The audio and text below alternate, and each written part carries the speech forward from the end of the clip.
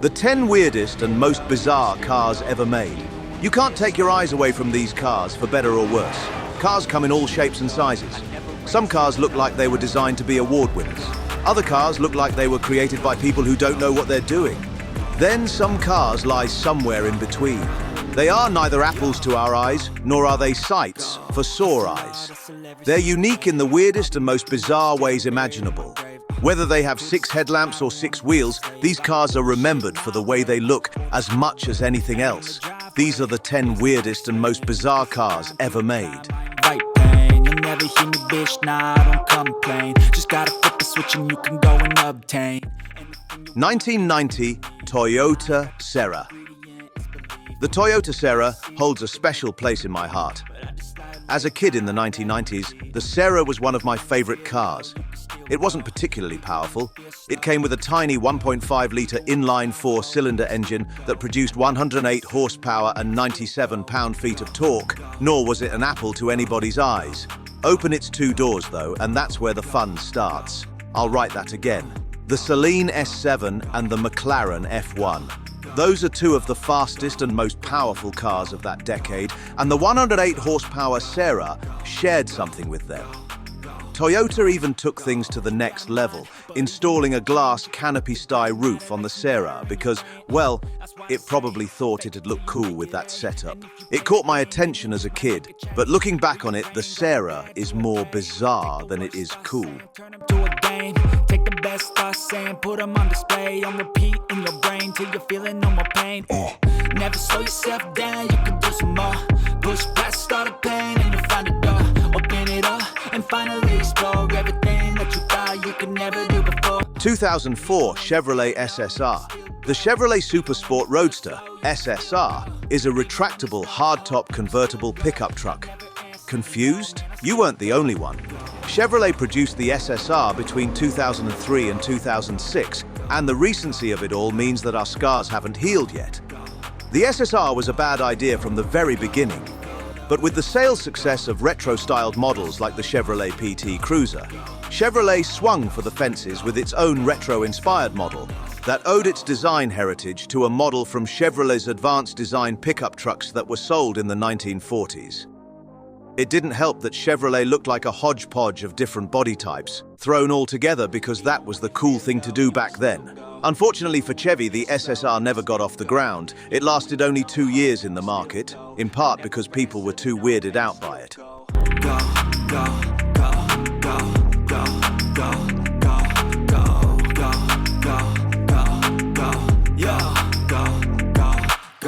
Hustle hard, hustle every single day. 1984 Nissan Pulsar NX. The Nissan Pulsar NX is another car of the weird block, but unlike the Chevrolet SSR, the Pulsar NX exudes the cool style of weird. Put the hatchback in place and the Pulsar NX became a shooting brake model. The hatch itself serves no purpose other than what's mentioned, so you could say that Nissan pulled the vanity card in the design of the Pulsar NX because it wanted to. The idea that owners could change the look of the Pulsar NX depending on their mood wasn't lost on anyone. The Pulsar NX enjoyed a lot of success during its 4-year production run. And to this day, if someone spots a Pulsar NX and knows what he/she is looking at, you can expect them to ask the same question. Where's the shooting brake canopy?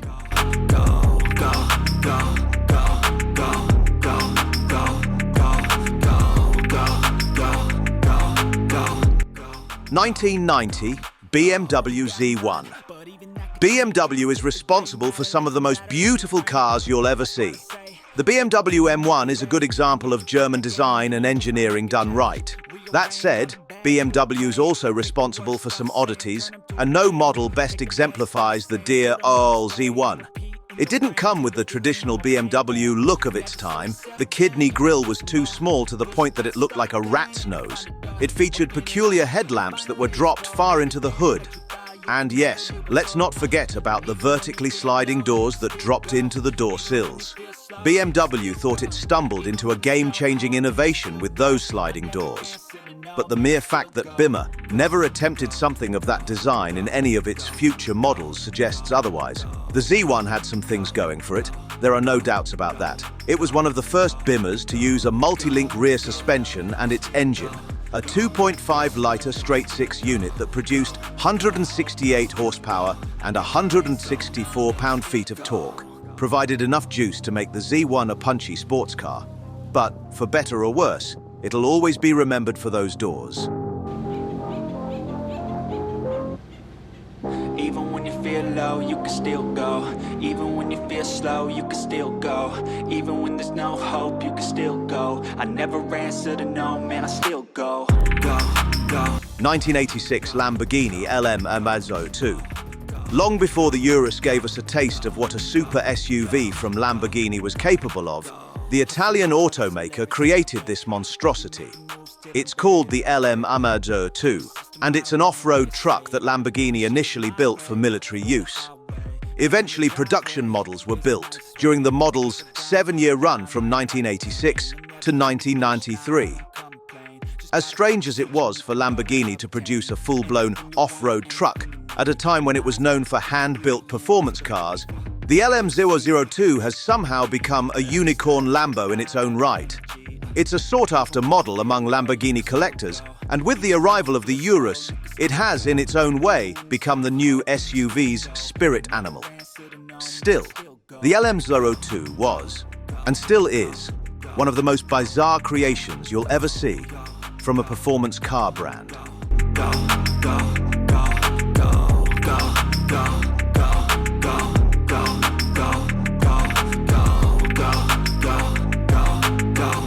1980 Subaru Brat. The name says it all, doesn't it? This is the Subaru Brat. It's a light-duty, four-wheel drive coupe utility vehicle, or ute, as they're called in Australia and New Zealand. Never mind that utes are inherently weird to look at by having tonneaus behind the passenger compartments. The Brat takes the weirdness to another level with its name. The model itself isn't particularly exciting to look at, and it never came with an engine that was bigger than a 1.8-litre four-cylinder unit. Remarkably, the Brat has become a popular collector piece among car enthusiasts who enjoy the vehicular oddity, or two, in their garages. The Subaru Brat certainly counts as an oddity in every description imaginable. Go, go, go, go, go, go, go, go, go, go.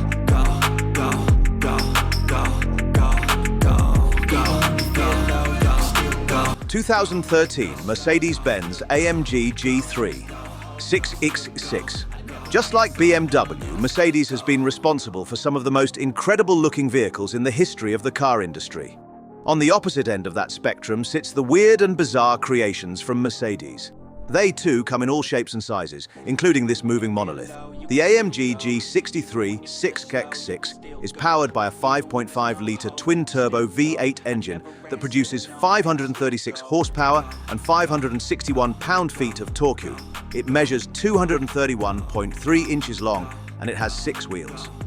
All that said, the G63 6X6 can still sprint from 0 to 60 mph in just 7.8 seconds, making it one of the scariest production vehicles on the road. Mercedes launched the AMG G63 6X6 in 2013, and only a few models are out in the market, largely because the German automaker decided to cut production to maintain its exclusivity. This monstrous vehicle of mayhem is, without question, one of the craziest models ever built. To see with the negativity, but I just slide right by that energy. Even when you feel low, you can still go. Even when you feel slow, you can still go. Even when there's no hope, you can still go. 1930 Stout Scarab. It certainly looked the part of one, and by that I mean an actual scarab, a species of beetle that can be found just about anywhere in the world. It's unclear why William Stout, the man behind the Stout Motor Company, was so fascinated about scarabs that he built a minivan that's shaped like one and even used the beetle's name on his creation. By way of its age, the Scarab is now a huge collector's piece. It wasn't the most functional vehicle of its time. Rear visibility was next to none. But in many ways, the weirdness of its design helped contribute to its lasting legacy. No one will remember that the Scarab was once thought of as an ugly vehicle. These days, it's called a fine example of Art Deco design, It's a fitting turnaround for one of the pioneers of the minivan segment. You could never do before, and even when you feel low, you can still go. Even when you feel slow, you can still go.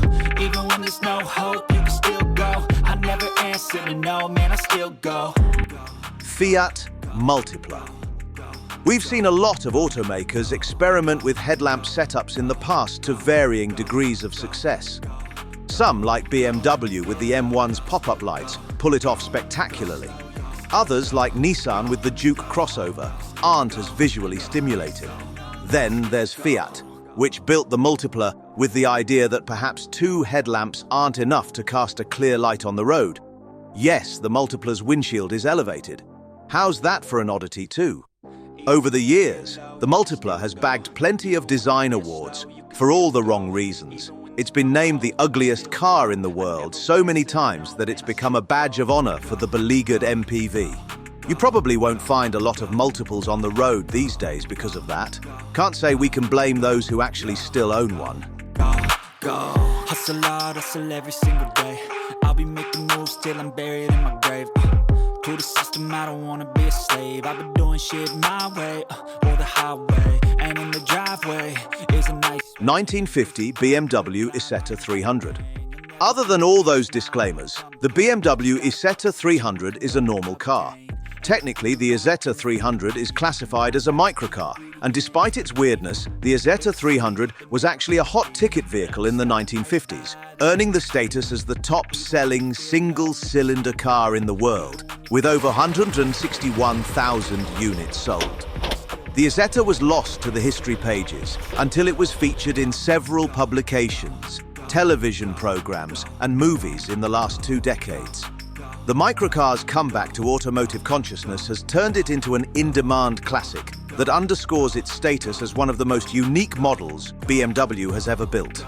go, go, go, go, go, go, go. You got a mind, but even that could change. You could flip the gray matter like some batter in your brain. That's why they say, fake it till you make it A. And if you play that game, then you